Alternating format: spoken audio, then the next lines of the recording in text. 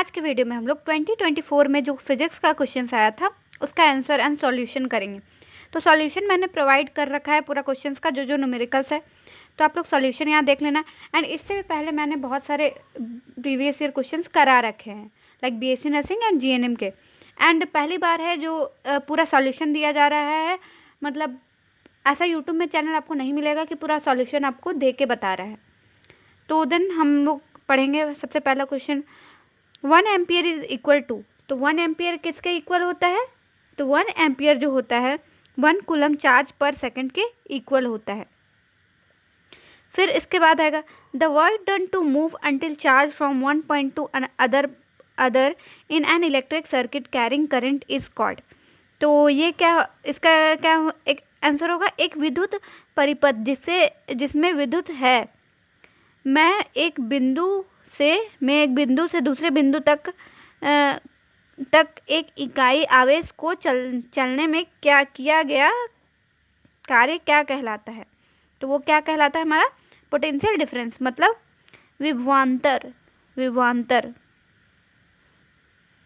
Then हमारा third number of question है, the charge in focal length of human eye is obtained by. मतलब the change in focal length of the human eye is obtained by, मतलब मानव नेत्र की focus दूरी में परिवर्तन द्वारा प्राप्त होता है। तो किसके द्वारा यहाँ क्या भराएगा हमारा? किसके द्वारा प्राप्त होता है? सिलियरी मसल्स, मतलब सिलियरी मसल्स जो हमारा डी होगा, आंसर होगा। तो मतलब मानव नेत्र की फोकस दूरी में परिवर्तन सिलियरी मसल्स द्वारा प्राप्त होते हैं। देन हमारा फोर्थ का क्या होगा answer? The image formed by human eye lens on the retina is, मतलब जो रेटिना में हमारा इमेज फॉर्म होता है वो कैसा रहता है? तो मानव नेत्र में लेंस द्वारा रेटिना पर बनाया गया प्रतिबिंब है, तो वो कैसा होता है हमारा? कैसा होता है? इन्वर्टेड एंड रियल, मतलब उल्टा होता है एंड वास्तविक होता है। देन इसके बाद हमारा 5वां नंबर ऑफ क्वेश्चन है, the magnetic fields inside a solenoid carrying current. तो इसका क्या आंसर होगा हमारा? इज एट ऑल पॉइंट, मतलब विद्युत वाहक परिनालिका के भीतर चुंबकीय क्षेत्र सभी बिंदुओं पर समान है। मतलब क्या है? सभी बिंदुओं पर वो समान है। देन हमारा 6 नंबर ऑफ क्वेश्चन क्या बोलता है? अब 6 नंबर में हम लोग का न्यूमेरिकल्स है। तो यहाँ देखिए सॉल्यूशन करके मैं दी हुई हूँ न्यूमेरिकल्स का, सॉल्यूशन करके मैं दी हुई हूँ। पहले तो मैंने पेन से ही सॉल्यूशन करके यहाँ अटैच कर दिया था, बट अब मैं प्रिंट करवा के ही करती हूँ। The average depth of the Indian Ocean is about 3000 metre. Calculate the fractional comparison delta V by V of water at the bottom of ocean given that the bulk modulus of water is इतना दिया हुआ है, bulk modulus G इतना दिया है हमारा। तो depth of ocean कितना है? 3000 मीटर। बल्क मॉड्यूलस कितना है वाटर का? इतना है। और एक्सेलरेशन ड्यू टू ग्रेविटी हमारा कितना दिया है? 10 मीटर पर सेकेंड स्क्वायर। और उसके बाद डेंसिटी ऑफ वाटर कितना होता है हमारा? 1000 kg मीटर क्यूब।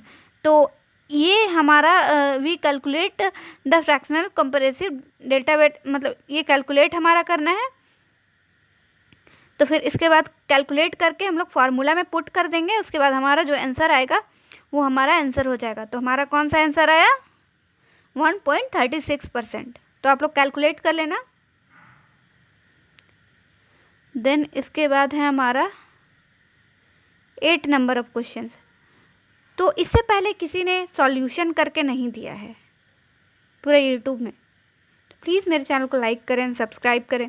अगर आपको बेनिफिशियल लगे तो when 0.15 kg of ice at 0 degree Celsius is mixed with 0.30 kg of water at 50 degree Celsius in a container, the resulting temperature is 6.7 degree Celsius. Calculate the heat of fusion of ice. तो क्या calculate करना है हम लोगों को? Heat of fusion of ice. तो heat of fusion of ice, तो ice का कितना है हमारा दिया हुआ जो गिवन है वो पहले हम लोग लिखेंगे 0.15 kg at 0 degree Celsius. Water कितना है हमारा? इतना फिर इसके बाद हम लोग का हीट, इसके बाद हम लोग जो फार्मूला बैठाएंगे उसके बाद पुट करेंगे, फिर उसके बाद हम लोग का पुट करेंगे, फिर वो पुट ये वाला आएगा तब फिर दूसरा फार्मूला में पुट करेंगे, फिर ये आंसर हमारा आ जाएगा। अब देखो, अब पूरा चैप्टर तो मैं पढ़ा नहीं सकती हूँ कि आपको एकदम एग्जैक्ट आए कि हाँ ये फार्मूला कहाँ से है। आप लोग चैप्टर पढ़ोगे तो फार्मूला है, यहाँ बैठ के मैं चैप्टर नहीं पढ़ा सकती। If a system is insulated from the surrounding at no heat flows between the system and the surrounding, the process is called. तो ये प्रोसेस को हम लोग क्या बोलते हैं? Adiabatic process. मतलब क्या बोलते हैं? Adiabatic process. And adiabatic process involve no heat exchange with surrounding. मतलब जो एडियाबेटिक प्रोसेस होता है वो सराउंडिंग से हीट एक्सचेंज नहीं करता है। फिर हमारा आया 10th नंबर, फिर से हमारा न्यूमेरिकल्स आया है।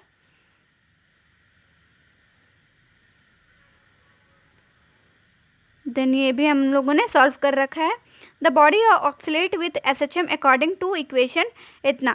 इक्वेशन SHM आप लोग पढ़ोगे तो ये सब इजी क्वेश्चन है। And t is equal to 1.5 second. Calculate the speed of the body in SI unit. Calculate the speed calculate करना है। तो velocity is equal to dx/dt।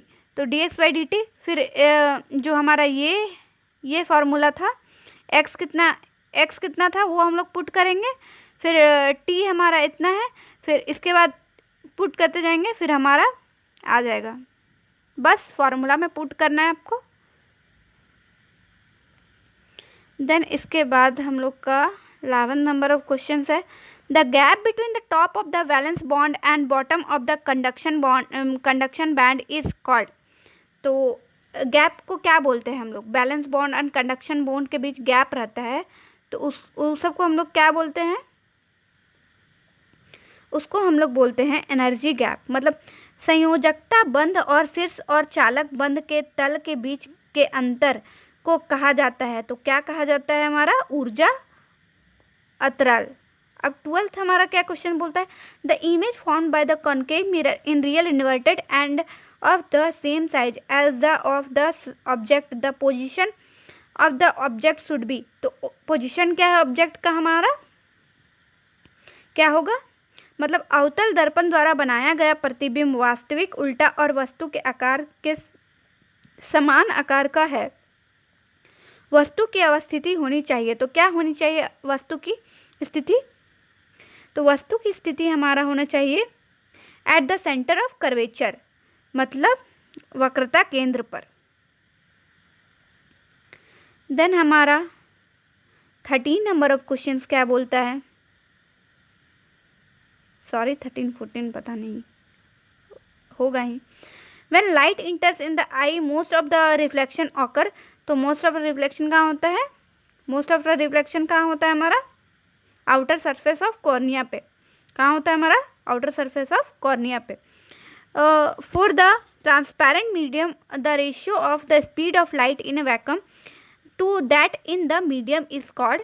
तो इसको क्या बोलेंगे? हमारा रिफ्रैक्टिव इंडेक्स। मतलब पारदर्शी माध्यम के लिए निर्वात में प्रकाश की गति तथा मध्यम में प्रकाश की गति के अनुपात को क्या कहते हैं? तो हम लोग क्या कहते हैं?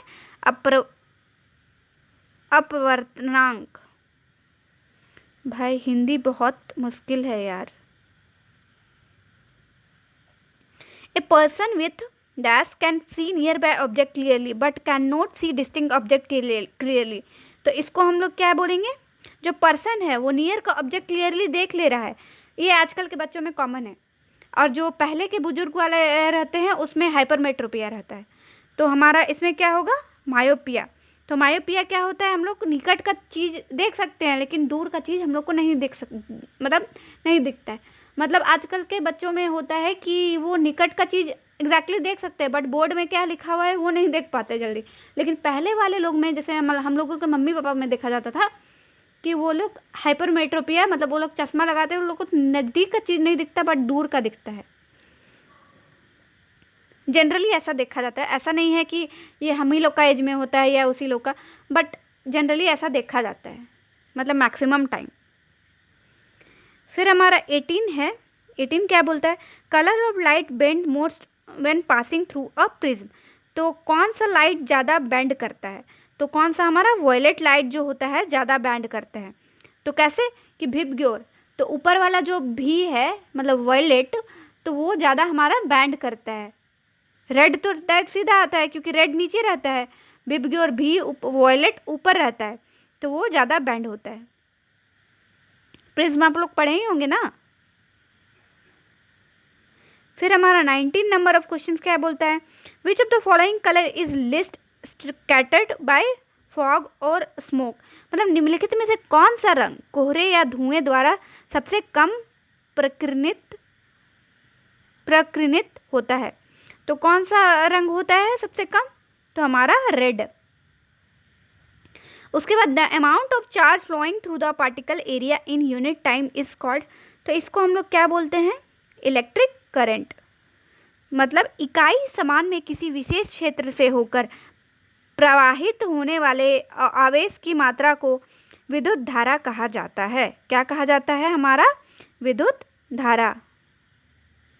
देन इसके बाद का क्वेश्चन हम लोग देखेंगे, एंड ये 2 पार्ट्स में मैं कराऊंगी क्योंकि बहुत ज़्यादा लंबा लॉन्ग वीडियो हो जाता है, तो आप लोग भी नहीं देखते हैं ना, आप लोग को भी बोरिंग लगता है, तो इसीलिए मैं फिजिक्स का 2 पार्ट्स में करके बना रही हूँ। तो इसीलिए 21 नंबर क्वेश्चन है हमारा, क्या है, Kamla pedals a sanitary bicycle, the pedals of the bicycle are attached to a 100 turn coil of area 0.10 meter square. The coil rotates at half a revolution per second and it is placed in a uniform magnetic field of 0.01 T temperature perpendicular to the axis of rotation of the coil. What is the maximum voltage generated in the coil? तो मतलब क्या निकालना है बोल रहा है, इसका maximum voltage जो जनरेट हो रहा है कोयल में वो। मतलब कमला एक स्थिर साइकिल चलाती है, साइकिल में पैडल 0.10 मीटर क्यूब क्षेत्रफल की 100 घुमाव वाली कुंडली में जुड़े हैं। कुंडली प्रति सेकंड आधे चक्कर पर घूमती है और इसे कुंडली के घूर्णन के धुरी के लंबवत 0.01 टी के एक समान चुंबकीय क्षेत्र में रखा गया है। कुंडली में उत्पन्न अधिकतम वोल्टेज क्या है, मतलब कुंडली में अधिकतम वोल्टेज क्या है। तो पहले क्या क्या दिया हुआ है ये पहले लिखिए, फिर उसके बाद ये सब फार्मूला पुट करने में कौन सा फार्मूला में ये सब पुट होगा तो निकलेगा, आप लोग वो सोचो, फिर वो पुट होगा तो फिर दूसरे फार्मूला में पुट करो और फिर निकाल दो, वही चीज़ किया हुआ है। तो नंबर ऑफ टर्न्स तो कितना है 100, एरिया कितना है 0.10 मीटर स्क्वायर, मैग्नेटिक फील्ड कितना है 0.01 टी। तो फिर हमें हमारा फ्रीक्वेंसी इस सबसे हमारा फ्रीक्वेंसी निकलेगा। तो फ्रीक्वेंसी कितना है हमारा, फ्रीक्वेंसी का फॉर्मूला हम लोग पुट करेंगे तो pi radian per second, radian by second आ गया। तो यूजिंग फार्मूला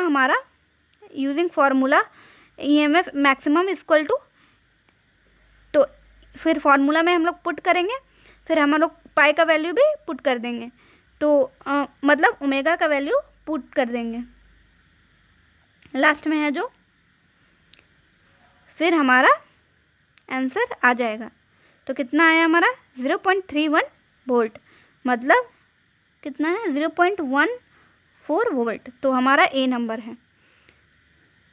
पहले आप लोग देखो, पहले आप लोग फार्मूला लिखो, मतलब क्या क्या गिवन है वो लिखो, फिर वो कौन सा फार्मूला में जाएगा फिर हम वो निकालेंगे, फिर कौन सा वो उसका रियल फार्मूला जो है उसमें बैठाओ। तो मैक्सिमम वैसे ही बनता है, या तो फार्मूला बेस्ड ही झारखंड में देता है। फिर हमारा 22 क्या है, a light bulb is rated at 100 watt for a 220 volt supply, find the resistance of bulb. तो बल्ब का हमारा रेजिस्टेंस फाइंड करना है। तो पावर का फार्मूला क्या होता है, find the light of the bulb watt, तो पावर का फार्मूला क्या होता है P equal to V square by I, तो V स्क्वायर बाय R। तो उसके बाद R equal to V square, तो R रेजिस्टेंस हम लोग को निकालना है, तो R equal to V square by P। तो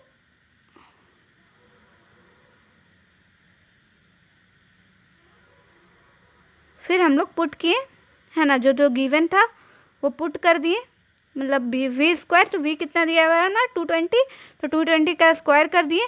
फिर उसके बाद हमारा पी पावर कितना दिया हुआ है हमारा 100 वाट, तो फिर उसके बाद हमारा आया 484 ओम, मतलब इसका सी। देन इसके बाद है हमारा 22 नंबर क्वेश्चन डबल बार आ गया है। 23 number, a sinusoidal voltage a peak value इतना 283 volt the and frequency 50 hertz in applied to a series LCR circuit in which R equal to इतना इतना इतना, find the impedance of the circuit. तो इसका हम लोग का इम्पिडेंस फाइंड करना है। तो आप लोग LCR जो तीनों है उसका वैल्यू लिखेंगे, फ्रीक्वेंसी का वैल्यू लिखेंगे, एंड फिर उसके बाद हम लोग एंगुलर फ्रीक्वेंसी निकालेंगे। एंगुलर फ्रीक्वेंसी निकालने के बाद इंडक्टिव रेजिस्टेंस हम लोग निकालेंगे, फिर ये निकल जाएगा। फिर कैपेसिटी मतलब कैपेसिटिव रिएक्टेंस निकालेंगे, फिर दोनों को नेट करेंगे, मतलब इक्वल करेंगे, फिर इम्पिडेंस निकालेंगे हम लोग।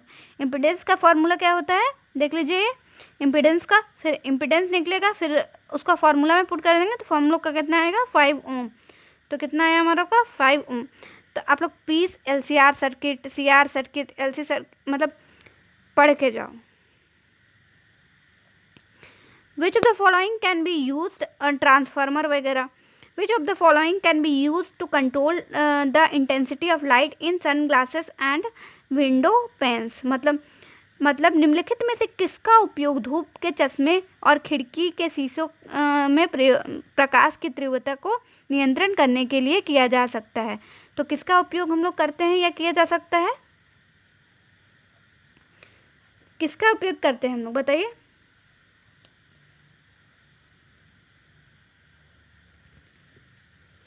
बताइए कुछ तो आप लोग भी बताइए, ये जेन्युइन क्वेश्चन है। सनग्लासेस तो सब लगाते होंगे, तो इसका आंसर है हमारा पोलरॉइड्स। देन हम लोग का 25 number of question, the work done function of caesium is 2.4 eV, find the threshold frequency for Sikkim, मतलब सीजियम का कार्य फलन 2.14 eV है। तो सीजियम के लिए दहली आवृत्ति ज्ञात कीजिए, मतलब थ्रेशोल्ड फ्रीक्वेंसी क्या होगा। तो फॉर्मूला क्या होता है थ्रेशोल्ड फ्रीक्वेंसी का बताइए। थ्रेशोल्ड फ्रीक्वेंसी का हमारा फॉर्मूला होता है वर्क डन बाय H। तो फिर वेयर W कितना दिया हुआ है हमारा 2.4 eV, तो EV को चेंज करके हम लोग लिखेंगे 2.4 इंटू 10⁻⁴ 2.4 eV। तो फिर हमारा फिर फार्मूला में हम लोग पुट कर देंगे, तो फिर हमारा आंसर आएगा हमारा B। तो आंसर हमारा क्या आया 5.16 इंटू 10⁻⁴। सब फार्मूला बेस्ड है हमारा। Thank you. देन इसका पार्ट 2 मैं जल्द ही लाऊंगी, एंड पार्ट 2 इसीलिए कर रही हूँ क्योंकि वो ये वीडियो लंबा हो जाएगा, और वैसे भी बच्चा लोग को फिजिक्स पसंद नहीं होता है, और यहाँ सॉल्व करना पड़ेगा तो और पसंद नहीं आएगा। तो इसीलिए थोड़ा थोड़ा करके आप लोग पढ़ो। Thank you. अगर मेरे चैनल का एफर्ट्स या कुछ भी अच्छा लगा हो तो प्लीज़ लाइक करें एंड सब्सक्राइब करें। Thank you.